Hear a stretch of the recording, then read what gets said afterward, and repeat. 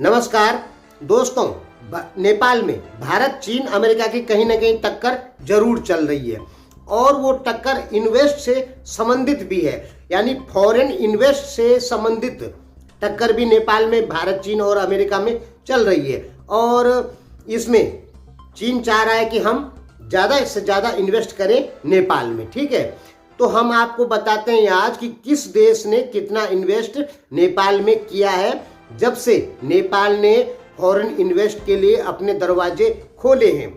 दोस्तों, नेपाल की तरफ से रिपोर्ट आ रही है कि इस लिस्ट में भारत 1 नंबर पे है, यानी नेपाल में जितना इन्वेस्ट किया गया है उसमें सबसे ज़्यादा इन्वेस्ट किया है भारत ने।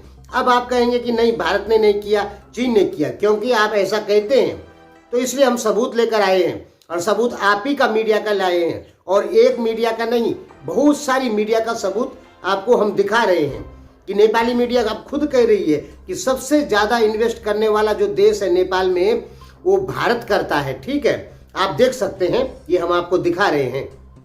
तो दोस्तों, टोटल जो नेपाल में इन्वेस्ट होता है उसमें सबसे ज़्यादा किस देश ने किया अब तक? ठीक है, जब से फॉरेन इन्वेस्ट के दरवाजे खोले वैसे नेपाल ने 2032 या 1975 लगभग ऐसे ही है, उस समय खोले थे फॉरेन इन्वेस्ट के लिए दरवाजे किंग महेंद्र ने, और ये उनका बहुत अच्छा काम था। इससे नेपाल को बहुत फायदे हुए। ठीक है, चलिए अब आप जानिए कि किस देश ने कितना इन्वेस्ट नेपाल में किया है अब तक।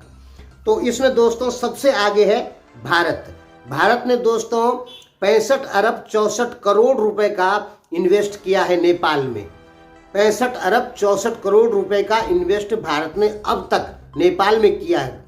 इसमें दोस्तों अनुदान शामिल नहीं है, जो वहाँ की परियोजनाओं पे पैसा लगाया है, नेपाल के विकास के लिए जो पैसा लगाया गया है वो पैसा है ये। ठीक है, और दूसरे नंबर पे है दोस्तों चीन। चीन ने टोटल इन्वेस्ट किया है अभी तक 30 अरब 97 करोड़ रुपए। दोस्तों, चीन, भारत का कितना है? 65 अरब 64 करोड़, और चीन का है 30 अरब 97 करोड़, आधा से भी कम, यानी चीन का इन्वेस्ट कम है। आप लोग कहते हैं कि चीन का ज़्यादा है, लेकिन रियल में सच्चाई क्या है? रियलिटी क्या है? रियलिटी यही है कि भारत का इन्वेस्ट चीन के दुगने से भी ज़्यादा है, यानी, और चीन का इन्वेस्ट 58 अरब रुपए जाएगा कब? जब नेपाल में रेलवे लाइन आ जाएगी तब। अब 2030 तक आती है कि 32 तक आती है, तो आप मान के चलें कि 2030-32 तक चीन का टोटल इन्वेस्ट नेपाल में हो जाएगा 58 अरब रुपए। ठीक है, और भारत का 65 अरब रुपए अभी ही है, तो 2030-32 तक तो भारत 1 खरब भी पार कर जाएगा, बल्कि ज़्यादा कर देगा, और चीन आधा पर ही रहेगा। आप मतलब अपने दिमाग में ये रख लें कि भारत जो इन्वेस्ट नेपाल के विकास के लिए करता है उसमें प्रॉफिट भारत को भी होता है। ठीक है, तो भारत जो पैसा नेपाल में इन्वेस्ट करता है उसका आधा पर ही चीन हमेशा रहेगा।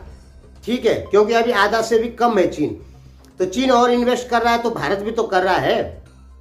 2030-32 तक आते आते चीन 58 अरब पहुंचेगा और भारत पहुंच जाएगा, तब तक 1 खरब पार कर देगा भारत। तो जो आप लोग कहते हैं कि नहीं भारत का इन्वेस्ट कम है, तो आप लोग गलत कहते हैं। आपकी न्यूज़ें, आपका राष्ट्रीय बैंक यही बता रहा है। देखिए, सोशल मीडिया के बोलने से नहीं होगा, आपका राष्ट्रीय बैंक जो बोलेगा, क्योंकि पैसा उसके पास में आता है, वही सच होगा। आपकी सोशल मीडिया तो कह देती कि नहीं भारत इन्वेस्ट नहीं करता है, लेकिन सच्चाई क्या आई अब कि भारत चीन से ज़्यादा इन्वेस्ट करता है, दुगने से ज़्यादा इन्वेस्ट करता है। और दोस्तों, तीसरे नंबर पे है सेंट किट्स एंड नेविस। ये नॉर्थ अमेरिका की एक छोटा सा लैंड है, आयरलैंड है। ठीक है, ये सबसे ज़्यादा तीसरे नंबर पे इन्वेस्ट करता है नेपाल में। इसने अब तक 15 अरब 27 करोड़ रुपए नेपाल में इन्वेस्ट किया है। अब दोस्तों चौथे नंबर पे है आयरलैंड। आयरलैंड ने दोस्तों अब तक 12 अरब 93 करोड़ रुपए इन्वेस्ट किया है नेपाल में। अब पांचवें नंबर पे है दोस्तों सिंगापुर। सिंगापुर का है दोस्तों 12 अरब 43 करोड़। अब दोस्तों छठवां नंबर पे है ऑस्ट्रेलिया। ऑस्ट्रेलिया का इन्वेस्ट है अब तक नेपाल में 10 अरब 82 करोड़ रुपए। और दोस्तों आपका है आगे, अब दोस्तों 7वें नंबर पे नेपाल में इन्वेस्ट करता है यूएई, संयुक्त राज्य अमरीत। ठीक है, अरब अमरीत जो है ये 7वें नंबर पे नेपाल में इन्वेस्ट इसने किया है 7 अरब 16 करोड़ रुपए। 8वें नंबर पे है साउथ कोरिया। साउथ कोरिया ने नेपाल में 7 अरब 9 करोड़ रुपए इन्वेस्ट किया है। और 9वें नंबर पे है यूएसए, अमेरिका। अमेरिका ने नेपाल में 6 अरब 9 करोड़ रुपए का इन्वेस्ट किया है दोस्तों। यानी कह सकते हैं इस लिस्ट में इंडिया 1 नंबर पे है 65 अरब रुपए। दूसरे नंबर पे चाइना 30 अरब रुपए। यदि मिलेनियम चैलेंज कारपोरेशन पास हो जाता है तो अमेरिकी सहायता, लेकिन दोस्तों इन्वेस्ट करना और सहायता देना में फर्क है ना। एक तो वह इन्वेस्ट करना, जो इन्वेस्ट की जाती है रकम उससे स्वयं देश भी कमाता है, और एक होता है अनुदान करना। और दोस्तों अनुदान में भी भारत का ही सबसे ज़्यादा हिस्सा है, ठीक है। लगभग 44% हिस्सा अनुदान में। जितना अनुदान इंटरनेशनल एड नेपाल को मिली है उसमें अकेले 44% भारत ने दी है। इस पर हम वीडियो बना चुके हैं 2018 में, और दोबारा इस पे वीडियो बनाना सही नहीं समझते हैं। बार बार एक ही चीज को बोलना ठीक नहीं है। तो दोस्तों फाइनल हुआ, नेपाल में सबसे ज्यादा इंटरनेशनल एड देने वाला देश भारत ही है, और सबसे ज्यादा इन्वेस्ट करने वाला देश भारत ही है। चीन अभी भारत को नेपाल में पीछे नहीं कर सकता है इन्वेस्ट करने के मामले में, क्योंकि 2030 तक चीन 58 अरब रुपए ही पहुंचेगा और भारत तब तक 1 खरब रुपए पार कर जाएगा। इसलिए चीन भी इन्वेस्ट के मामले में नेपाल में भारत को टक्कर नहीं दे सकता है। यही दोस्तों सच है। अब भले ही आप भारत को दुश्मन मानिए चाहे दोस्त मानिए, पर भारत ही नेपाल में ज़्यादा से ज़्यादा रोजगार की सृजना करता है। फिर भी आपको लगेगा भारत हमारा दुश्मन है।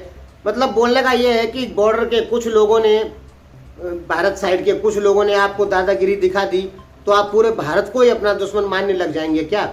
है उत्तर प्रदेश बॉर्डर पे, उत्तर प्रदेश और बिहार के लोग थोड़ा ज़्यादा झगड़ालू किस्म के होते हैं, ठीक है, और आपके मधेसी भी वैसे ही होते हैं। है तो नस्ल एक ही ना दोनों की, तो वो आपस में भिड़ जाते हैं, और उससे नेपाल के बीच में बैठे लोग भारत के बीच में बैठे लोगों को अपना दुश्मन मानने लग जाते हैं। लड़ाई कौन करते हैं? बॉर्डर साइड के लोग, ठीक है। और इनकी वजह से 2 देशों में टकराव हो जाता है। टकराव ही तो समझ लीजिए भारत नेपाल के बीच में। ये गलती किसकी है? बॉर्डर पर सीमाएं खुली हैं, इसलिए ना ये टकराव हो रहा है। अगर सीमाएं पहले से ही बंद की जाती और एक खुला बॉर्डर होता ही नहीं तो भारत नेपाल में टक्कर होता ही नहीं, ठीक है, तनाव नहीं होता बीच में। और जो ये जमीनों का लफड़ा है कि इधर की जमीन रजिस्ट्री कर रखी है भारत के नाम में, जमीन है नेपाल में, उधर नेपाल के नाम में लाल पुर्जा है और जमीन है भारत में, तो तनाव तो यहीं से होता है। जमीनों का पता ही नहीं है बहुत सारे लोगों का कि कौन जमीन किसकी है, किस देश में है, इसलिए तनाव है। तो हमारे बोलने का मतलब है बॉर्डर साइड के लोगों की लड़ाई को आप 2 देशों की लड़ाई क्यों बनाते हैं? ये 2 देशों की लड़ाई नहीं है। सबसे बड़ी भारत नेपाल में जो सबसे बड़े तनाव का कारण है वो है बॉर्डर साइड के लोगों का आपस में लड़ जाना जमीन विवाद के लिए, क्योंकि सीमाएं अभी तक पता ही नहीं है कि भारत की सीमा कहाँ है, नेपाल की सीमा कहाँ है। बहुत सारी ऐसी जगहें हैं ना, तो बॉर्डर साइड के लोग आपस में लड़ते हैं, उसको 2 देशों का टकराव मत बनाइए, ये मैं कहना चाहता हूँ। ठीक है दोस्तों, धन्यवाद।